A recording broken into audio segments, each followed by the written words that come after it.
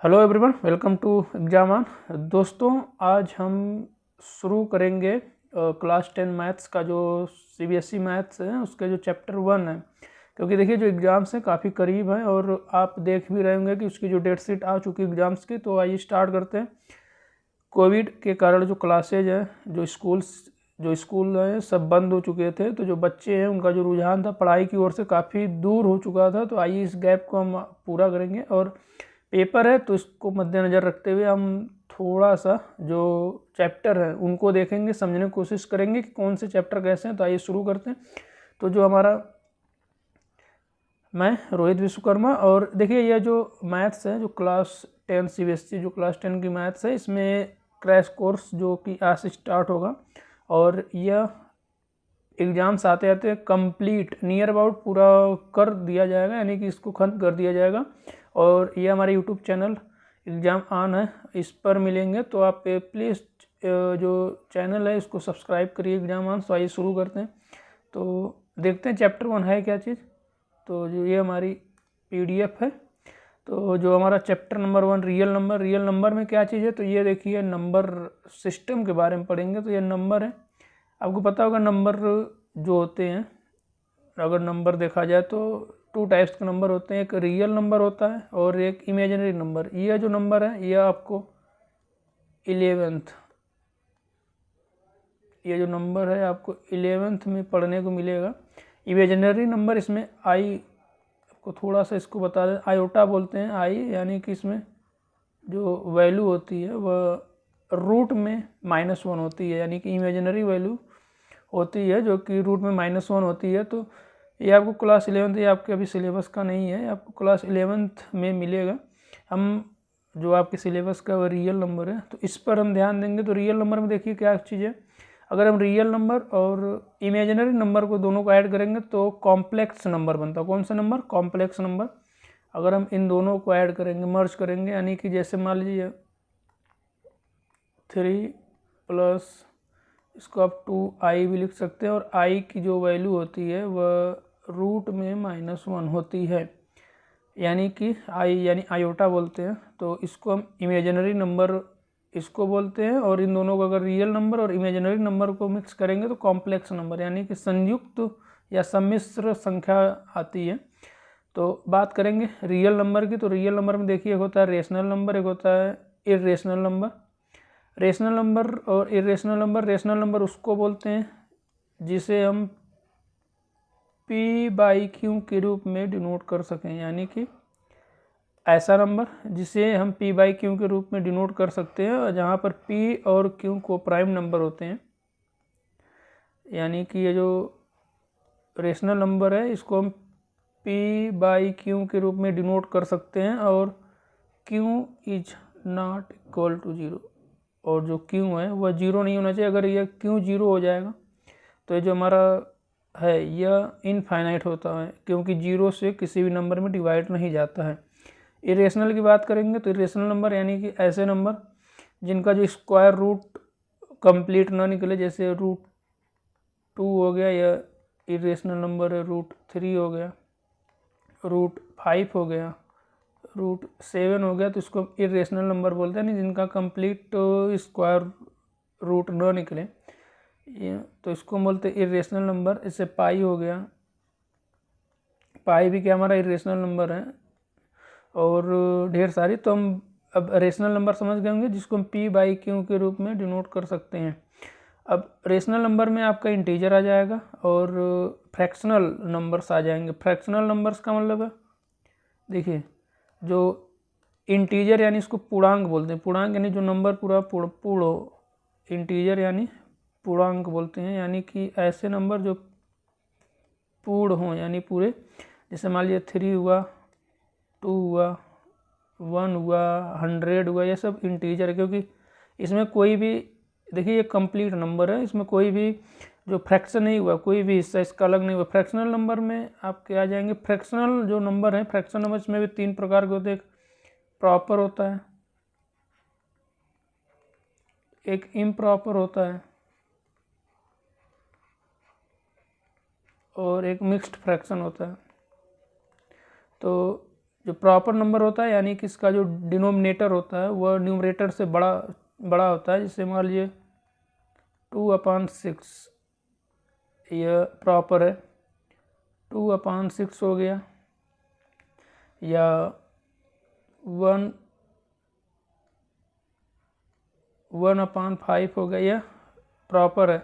अगर हम बात करेंगे इम्प्रॉपर की, इम्प्रॉपर में जो न्यूमरेटर होता है वह डिनोमिनेटर से बड़ा होता है। जैसे मान लीजिए 5/2 हो गया, या 7/3 हो गया। तो यह कैसा नंबर है? तो यह इम्प्रॉपर नंबर है। और मिक्स्ड फ्रैक्शन की बात करेंगे तो इसमें एक पूर्णांक यानी एक इंटीजर और एक फ्रैक्शन दोनों का मिक्स होता है। जैसे मान लीजिए 2 होल 1/3, यह कैसा नंबर है? तो यह मिक्स्ड फ्रैक्शन है। 3 होल 2/5, यह मिक्स्ड फ्रैक्शन है। समझ गए? अब बात करेंगे इंटीजर। इंटीजर में देखिए आपका निगेटिव इंटीजर आता है, एक पॉजिटिव इंटीजर, एक जीरो। जीरो को हम बोलते हैं न्यूट्रल इंटीजर। पॉजिटिव इंटीजर देखिए जो इंटीजर होते हैं वो 3 टाइप्स के होते हैं। एक न्यूट्रल होता है, न्यूट्रल में हम जीरो को बोलते हैं। निगेटिव इंटीजर, पॉजिटिव इंटीजर और जीरो। अगर हम नंबर लाइन पर दिखाएं, ये नंबर लाइन हो गया, ये हो गया जीरो। तो इसके लेफ्ट साइड में आएंगे निगेटिव इंटीजर, और इसके राइट साइड में आएंगे पॉजिटिव इंटीजर, यानी कि पॉजिटिव इंटीजर। समझ गए? जैसे मान लीजिए 1 2 3, इधर आएंगे -1 -2। एक चीज़ और बता देते हैं कि नंबर लाइन पर जितनी ही लेफ्ट साइड में जाएंगे, जितना भी लेफ्ट साइड में जाएंगे, जो वैल्यू होगी उतनी ही कम होती चली जाएगी। अगर आपसे कोई पूछ दे कि -5 और -1 में कौन बड़ा है, which is greater between -5 and -1, यानी कि -1 और -5 में कौन बड़ा है? तो -1 बड़ा है। समझ होंगे? पॉजिटिव इंटीजर, निगेटिव इंटीजर और जीरो। अब देखिए जो पॉजिटिव इंटीजर होते हैं, पॉजिटिव इंटीजर में आपका नेचुरल नंबर आता है, यानी कि जो काउंटिंग नंबर होते हैं उसको नेचुरल नंबर बोलते हैं। इसमें 1 2 3, अगर इसमें जीरो ऐड हो जाएगा, नेचुरल नंबर में अगर हम जीरो को ऐड कर देते हैं तो ये होल नंबर हो जाएगा। होल नंबर यानी पूर्ण संख्या। तो होल नंबर में, नेचुरल नंबर में जीरो अगर हम ऐड कर दिए तो इसको हम बोलते हैं होल नंबर। नेचुरल नंबर में देखिए आपका प्राइम नंबर आएगा। प्राइम नंबर क्या चीज़ है? तो ऐसे नंबर, जो प्राइम नंबर है, ऐसे नंबर। प्राइम नंबर में उसको बोलते हैं ऐसे नंबर जिसका जो फैक्टर हो वह 1 हो या वह खुद हो, वह जो संख्या है वह खुद हो। यानी कि ऐसे नंबर जिसका फैक्टर 1 हो या तो वह संख्या खुद, यानी वह किसी भी नंबर से डिविजिबल ना हो, केवल एक और खुद से छुड़ाकर। कंपोजिट नंबर उसको बोलते हैं जिसके जो फैक्टर होते हैं, कंपोजिट नंबर यानी वे नंबर जिसके जो फैक्टर होते हैं वह एक फैक्टर से अधिक होते हैं। यानी कि जैसे मान लीजिए 4 हो गए और 6 हो गए, तो यह कंपोजिट नंबर, क्योंकि इसका जो एक अन्य फैक्टर वह 2 है। समझ गए होंगे? और यह इवन नंबर यानी कि वे नंबर जो 2 से डिविजिबल हो, जो 2 से डिविजिबल, यानी 6 हो गया, 8 हो गया, 12 हो गया। ऑड नंबर ऐसे नंबर जो 2 से डिविजिबल ना हो, यानी अगर इवन नंबर का फॉर्म देखेंगे तो 2n होता है, और अगर ऑड नंबर का फॉर्म देखेंगे तो वह 2n+1 होगा। समझ गए? ऑड नंबर यानी ऐसे नंबर जो खुद मतलब जो 2 से डिविजिबल ना हो, तो उसको बोलते हैं ऑड नंबर। तो ये आप समझ गए होंगे नंबर ट्री क्या चीज़ है। तो आइए शुरू करते हैं आगे। अब एक चीज़ हमेशा याद रखेंगे कि जो all natural numbers are whole number, जितने भी नेचुरल नंबर है सब क्या है? होल नंबर हैं। और all whole numbers are integer, जितने भी होल नंबर्स हैं सब इंटीजर हैं। अगर आप देखेंगे, अगर होल नंबर आप देखना चाहेंगे तो शुरू होते हैं 0 1 2 3 4 एंड सो ऑन, ऐसे चलते रहेंगे। तो इसमें आपको दिख रहा है यह सब जितने भी हैं ये सब क्या है? इंटीजर हैं। इंटीजर यानी पूर्ण नंबर, यानी कि जिसका जो कंप्लीट नंबर हो, जिसका कुछ भी भाग अलग ना हो, जिसमें थोड़ा सा भी फ्रैक्शन ना हो, शेयर ना किया गया, यानी कंप्लीट हो। और बात करेंगे all integers are rational number, यानी कि जितने भी इंटीजर्स हैं सब रेशनल नंबर, यानी सबको हम पी बाई क्यू के रूप में लिख सकते हैं। सबको, सभी नंबर को हम पी बाई क्यू के रूप में दिखा सकते हैं। जैसे 3 हो गया, 3 को आपको दिखाना होगा तो 3/1 दिखा सकते हैं। ये 100 है तो इसको भी आप दिखा सकते हैं 100/1। ये अभी क्या है, रेशनल नंबर है।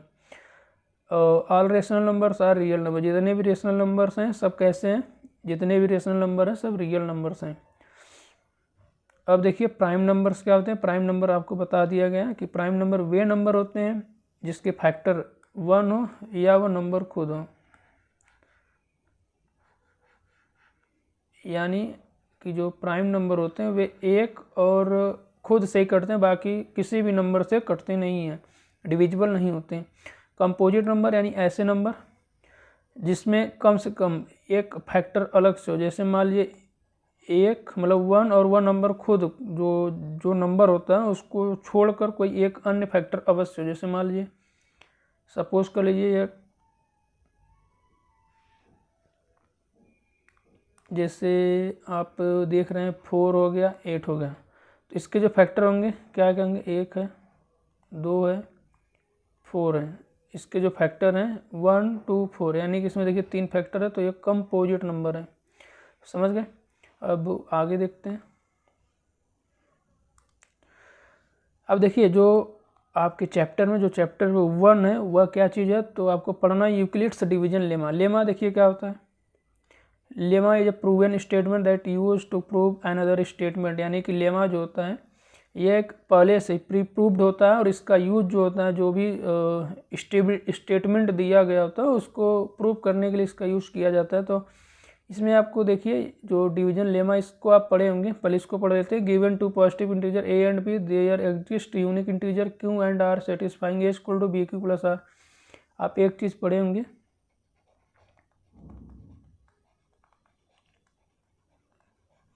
Dividend is equal two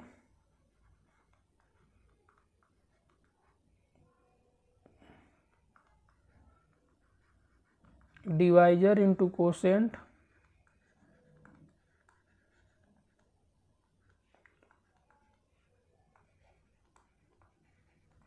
plus remainder. यानी कि मान लीजिए अगर यहाँ इसके अकॉर्डिंग हम देखें तो ए यहाँ पर हो जाएगा, यह बी हो गया और यह क्यू हो गया और नीचे रिमाइंडर आर हो गया। तो इसको अगर हम लिखेंगे तो कैसे लिखेंगे, ए इज इक्वल टू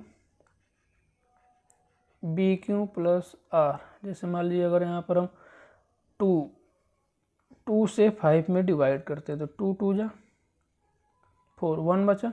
अगर इसको आपको लिखना होगा तो कैसे लिखेंगे, तो आप लिखेंगे 2 × 2 + 1 इज इक्वल टू 2 2 जा 4 1 5। ये हो गया हमारा डिविडेंड। तो यही चीज़ है। अब यहाँ पर जो नोट करने वाली बात है कि इस टाइम जो आर होगा, आर हमेशा बी से छोटा होगा। बी से हमेशा छोटा क्यों होगा, क्योंकि ये हमारा रिमाइंडर है। अगर ये इससे छोटा नहीं होगा, यानी कि जो आर है अगर बी से छोटा नहीं होगा तो डिवाइड फिर से जाएगी। यानी कि जब तक ये जो आर है ये बी से छोटा नहीं होगा, जब तक ये आर है जो बी से छोटा होना चाहिए।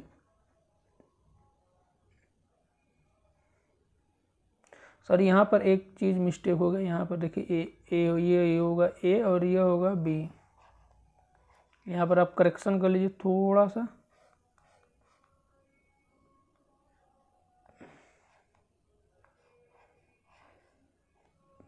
ये जो है यहाँ पर करेक्शन कर लेते थोड़ा सा।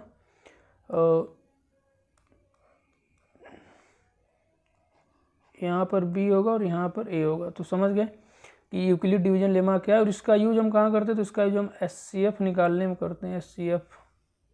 तो आइए हम आगे देखते हैं एचसीएफ कैसे निकालते हैं।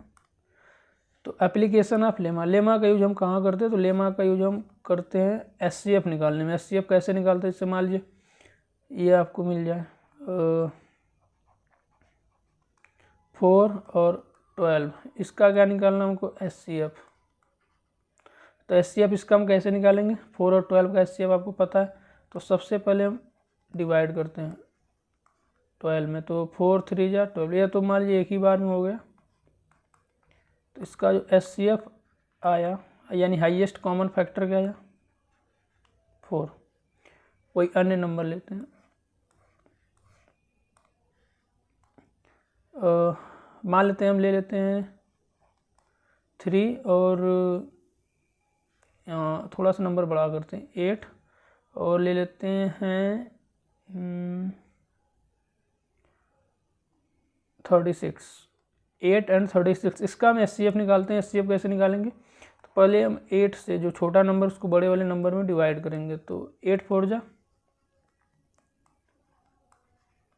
32, यहाँ से बचा कितना 4 बचा। अब 4 से इस वाले नंबर में फिर से डिवाइड करेंगे, तब तक डिवाइड करेंगे जब तक हमारा जो रिमाइंडर है वो 0 ना आ जाए। तो 4 2 जा 8 कट गया, यानी रिमाइंडर हमारा कितना आ गया 0। तो जो हमारा HCF होगा यहाँ से HCF कितना होगा, तो HCF हमारा ये होगा जो नंबर उसको जो जिस नंबर से डिवाइड करने के बाद जो हमारा रिमाइंडर 0 आता है तो वही हमारा HCF होता है। इसका जो HCF होगा वह 4 होगा। तो इसका HCF क्या हुआ 4, समझ गए। अब आगे देखते हैं। अब देखिए जो नंबर थे to determine the nature of the decimal expansion. जो डेसिमल एक्सपेंशन होता है, डेसिमल यानी कि जब हम डिवाइड करते हैं डेसिमल आता है, वो कितने टाइप्स के होते हैं, उसका जो प्रसार होता है वो किस टाइप का होता है। तो पहला होता है टर्मिनेटिंग, दूसरा होता है जो टर्मिनेटिंग होता है, इसमें भी आप देख लीजिए यह जो टर्मिनेटिंग है यह होता है रेशनल नंबर।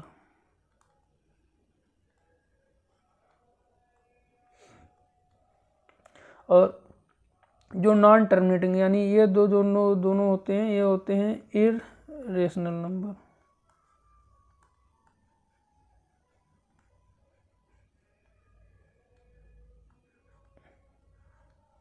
और जो नॉन टर्मिनेटिंग होते हैं ये भी 2 टाइप्स के होते हैं, एक रिपीटिंग होता है, एक नॉन रिपीटिंग होता है। नॉन रिपीटिंग नॉन टर्मिनेटिंग और रिपीटिंग नॉन टर्मिनेटिंग। टर्मिनेटिंग यानी कि जिसको डिवाइड करने के बाद कुछ नंबर मतलब डेसिमल के कुछ नंबर बाद कुछ प्लेस के बाद जो नंबर होता है वो रुक जाता है, यानी ख़त्म हो जाता है। जैसे मान लीजिए आप मान लेते हैं 4/5, तो इसको करेंगे तो 0.8 आएगा, यानी कि यह ख़त्म हो चुका है। तो ये क्या है, यह टर्मिनेटिंग है, क्योंकि यह देखिए एक नंबर बाद ख़त्म हो गया। तो जो टर्मिनेटिंग की जो कंडीशन क्या चीज़ है, टर्मिनेटिंग की जो कंडीशन होती है, यह जो टर्मिनेटिंग की जो कंडीशन होती है वह होती है कि इसके जो डिनोमिनेटर में 2 की पावर m और 5 की पावर n आनी चाहिए।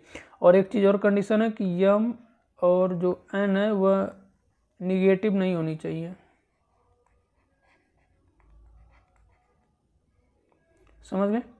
यानी कि अब देखिए कोई भी नंबर है अगर उसके डिनोमिनेटर में यह क्या चीज़ है, तो यह डिनोमिनेटर है, डिनोमिनेटर में 2 की पावर m और 5 की पावर n आनी चाहिए। तो अगर यह कंडीशन नहीं होती है तो फिर वह कभी भी टर्मिनेटिंग नहीं होगा। जैसे आप एग्जांपल में आप पकड़ लीजिए कोई भी नंबर, चलिए से मान लेते हैं, आप ले लेते हैं 3/2,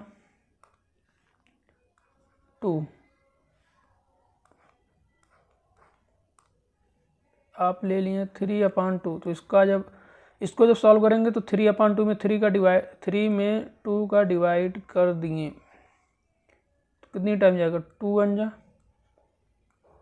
1 बचा, फिर अब डेसिमल जाएगा 2 5 जा 10, तो कितना आया 1.5। तो इसका जो आंसर आया 1.5, यानी इसका जो डेसिमल एक्सपेंशन है टर्मिनेट हो चुका है। इसी तरह ये रिपीटिंग है और नॉन रिपीटिंग। तो अगर रिपीटिंग देखेंगे तो रिपीटिंग में हमारा ये 2 की पावर m और 5 की पावर n है, इसके अलावा कोई और भी नंबर आ सकते हैं। तो वो देखिए क्या चीज़ है, नॉन टर्मिनेटिंग और रिपीटिंग। तो इसमें देखेंगे तो आपको अपान में 9 मिल जाएगा। जैसे आप 1/9 को ले सकते हैं। अब 9 का डिवाइड करेंगे जब 1 में तो डेसिमल बढ़ाएंगे, सर्वप्रथम 0 लगा देते हैं, फिर 9 1 जा 9, 9 वन जा 9 करेंगे कितना आएगा 1 आया, फिर 0 आया, फिर 9 वन जा 9, इसी तरह यह चलता रहेगा और यह कभी ख़त्म नहीं होगा। तो इसको हम क्या लिख सकते हैं 0.11111, यानी कि यह इसी तरह चलता रहेगा और यह ख़त्म नहीं होगा। तो यह क्या है रिपीटिंग नॉन टर्मिनेटिंग, यानी कि यह रिपीट करेगा लेकिन कभी ख़त्म नहीं होगा। और नॉन रिपीटिंग का देखेंगे तो रिपीट भी नहीं करेगा और ख़त्म भी नहीं होगा। इसका एग्जांपल आप देखना चाहते हैं तो देख सकते हैं। जैसे मान लीजिए हम कोई भी नंबर है डिवाइड किए, जैसे मान लीजिए पाई को ले लीजिए, सबसे आसान तरीका पाई है, यानी कि 22/7। इसमें जब डिवाइड करेंगे तो कितना आता है 3,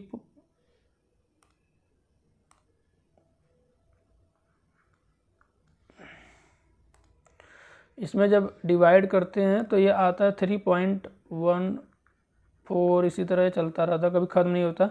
जैसे मान लीजिए आप लिख सकते हैं 2.678239267, इसी तरह चलता रहेगा। तो यह है नॉन रिपीटिंग नॉन टर्मिनेटिंग, यानी कि एक तो ख़त्म भी नहीं हो रहा, ऊपर से कोई भी डिजिट इसमें से रिपीट नहीं कर रहा है। समझ गए? तो अगर टर्मिनेटिंग होगा तो इसको हम चेक कैसे करते हैं उसको हम बता देते हैं। अगर कोई भी फ्रैक्शन है उसके नीचे 2 की पावर कुछ भी हो जाए और 5 की पावर कुछ भी हो जाए, अगर यह नंबर आ रहे हैं तो वह टर्मिनेटिंग होगा। अगर इसके अलावा कोई अन्य नंबर आया तो वह टर्मिनेटिंग नहीं होगा। जैसे ये 3 अपान मान लेते हैं हम 15, तो इसको हम लिख सकते हैं 3, इसको क्या लिख सकते हैं 3 × 5, कट गया तो ये 1/5, यानी कि यह टर्मिनेटिंग है। लेकिन यहीं पर एक दूसरा नंबर ले सकते हैं, 3 अपान ले सकते हैं, मान लीजिए 8 अपान ले सकते हैं 13, तो 8 हुआ। इसको लिख सकते हैं, इतना कर सकते हैं, यह 2 4 जा 8, यानी कि 4/5 × 3। यहाँ पर देखिए 5 तो आ गया लेकिन एक्स्ट्रा 3 आ गया, जिसके कारण एक्स्ट्रा 3 आने के कारण यह टर्मिनेटिंग नहीं होगा, यह टर्मिनेटिंग नहीं होगा।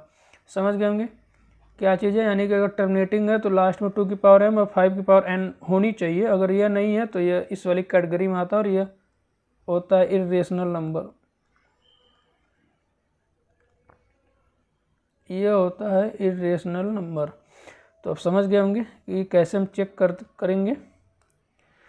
तो यह तो रहा छोटा सा। अब इसमें जो आने वाले नेक्स्ट वीडियो में जो क्वेश्चंस हैं, जो क्वेश्चंस बनेंगे उसको हम पूरी डिटेल में चर्चा करेंगे। तो तब तक के लिए धन्यवाद। और आप लोग जो हैं चैनल को प्लीज़ सब्सक्राइब करिए, पढ़िए, मन लगा कर पढ़िए, क्योंकि एग्ज़ाम्स अप्रैल में आ चुके हैं। तो जो पेपर ऑफलाइन होंगे और आपको पता होगा डेट शीट आ चुकी है, तो आप गूगल कर लीजिए, देख लीजिए पेपर कब से।